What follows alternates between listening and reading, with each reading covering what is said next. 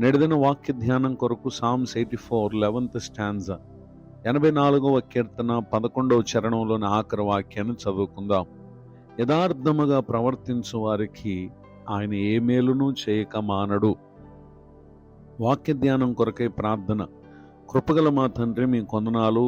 నేడు చదవబడిన ఈ వాక్య భాగం ద్వారా మాతో మాట్లాడి బలపరచండి. యేసు క్రీస్తు నామములో ప్రార్థిస్తున్నాను తండ్రి, ఆమేన్.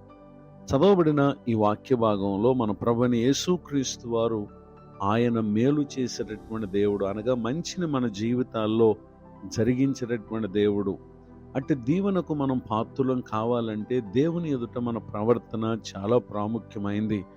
ఏ విధమైనటువంటి ప్రవర్తనకు మేలు కలుగుతుందంటే యథార్థముగా ప్రవర్తించడం ద్వారా, అనగా నిజాయితీగా మనం ఉన్నప్పుడు మన జీవితంలో దేవుడు మనకు మేలు చేస్తాడు.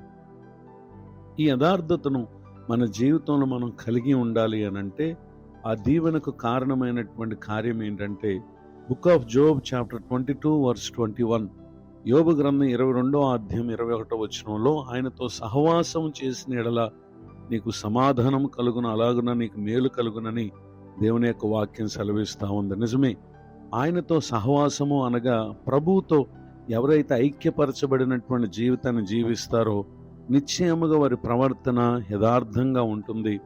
దానిని బట్టి నిజముగా ప్రభువారు మేలు కలుగు చేస్తారు.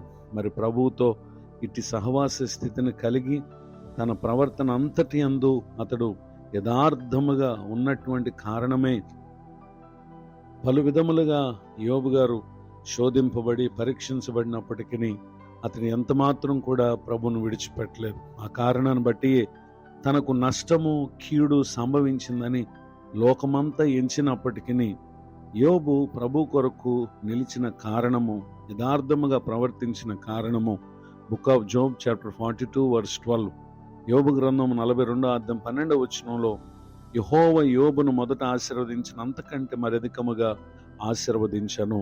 చదవబడిన ఈ వాక్య భాగంలో అతడు ప్రభు అనుగ్రహించినటువంటి మేలును పొందుటని ఇక్కడ మనం గమనించగలం. ఈ మాటలు విన్న నా ప్రియ సహోదరి సహోదరులు, మీరును ఈ విధమైనటువంటి ప్రవర్తన యందు శ్రద్ధ నిలిపి ప్రభువిచ్చే మేలుకు మీరు పాత్రులగుదురుగాక. ఆమేన్. ప్రార్థన.